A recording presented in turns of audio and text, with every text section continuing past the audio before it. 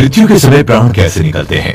कल्पनाओं से भरे इस सवाल का जवाब कहीं और नहीं बल्कि हमारे धर्म शास्त्रों से एक गरुड़ पुराण में दिया गया है, जिसमें बताया गया है कि जिस समय किसी की मृत्यु होने वाली होती है उस समय वो बोलने की बहुत कोशिश करता है लेकिन बोल नहीं पाता। कहा तो ये भी जाता है कि बढ़ते समय के साथ उनकी बोलने सुनने की शक्ति खत्म होती जाती है और तो और उस समय शरीर से अंगूठे के बराबर आत्मा निकलती है, जिसे कोई और नहीं बल्कि खुद यमदूत पकड़कर यमलोक ले जाते हैं। इतना ही नहीं, मरते समय आत्मा शरीर के 9 और द्वारों में से किसी से भी शरीर छोड़ सकती है। लेकिन सोचने वाली बात है कि आपके शरीर की आखिर वो कौन सी जगह है? दोस्तों, ये 9 द्वार दोनों आंखें, दोनों कान, दोनों नासिका, मुंह या फिर उत्सर्जन अंग है, जिसने अपना पूरा जीवन सिर्फ अपने और अपने परिवार के लिए ही सोचा हो, जन कल्याण नहीं किया और सिर्फ पैसे कमाने में ही लगा रहता है। उसके प्राण उत्सर्जन अंग से निकलते हैं। कहा जाता है कि ये वो लोग भी होते हैं जिनके मन में हमेशा गंदे विचार ही रहते हैं। ऐसे लोगों की जब मृत्यु आती है तब यमदूतों को देखते हैं, वो घबरा जाते हैं और उनके प्राण नीचे की ओर से सरकने लगते हैं। इसके बाद प्राण वायु नीचे के रास्ते से निकल जाती है। प्राण वायु के साथ अंगूठे के आकार का एक अदृश्य जीव निकलता है। यमराज के दूत उसके गले में पाश बांध देते हैं और अपने साथ यमलोक लेकर जाते हैं। इस तरह की मृत्यु पापी व्यक्ति की मानी जाती है।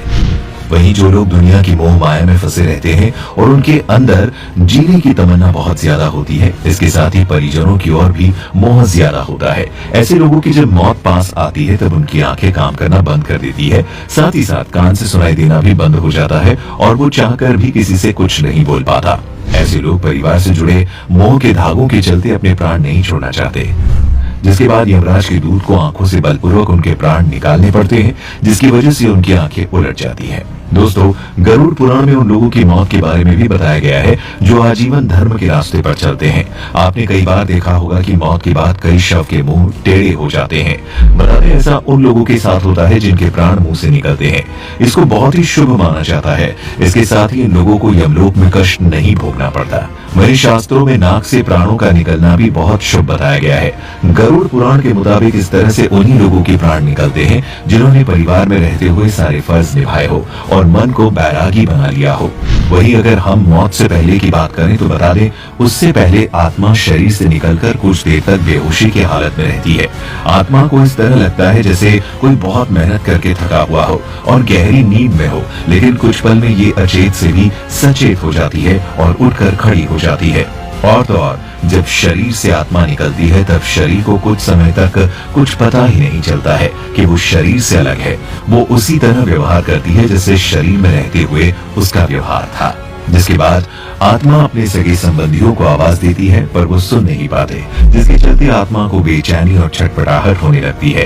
वो परेशान होकर सभी लोगों से कुछ कहना चाहती है पर उसकी आवाज बस उस तक ही गूंज कर रह जाती है, क्योंकि वो भौतिक नहीं अभौतिक आवाज होती है और मनुष्य केवल भौतिक चीजों को ही महसूस करता है।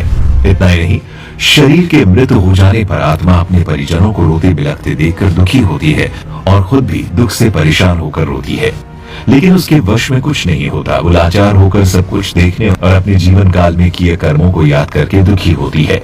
जिसके बाद यम के दूत आत्मा से कहते हैं कि चलो अब यहाँ से चलने का समय आ गया है और कर्मों के अनुसार उसे लेकर यम मार्ग की ओर चल पड़ते हैं। इतना ही नहीं, मौत के आगे के सफर के बारे में भी गरुड़ पुराण में बताया गया है।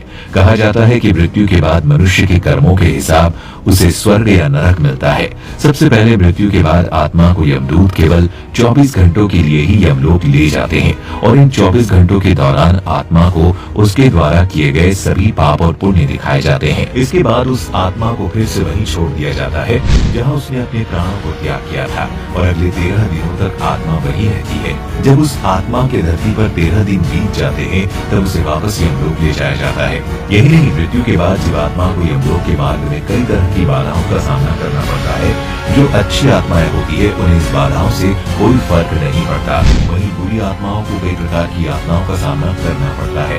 तो दोस्तों, आपने देखा किस तरह मौत आती है और कहां से प्राण निकलते हैं। अगर आप मौत और नरक से जुड़ी और जानकारी जानना चाहते हैं तो कमेंट करके बताएं।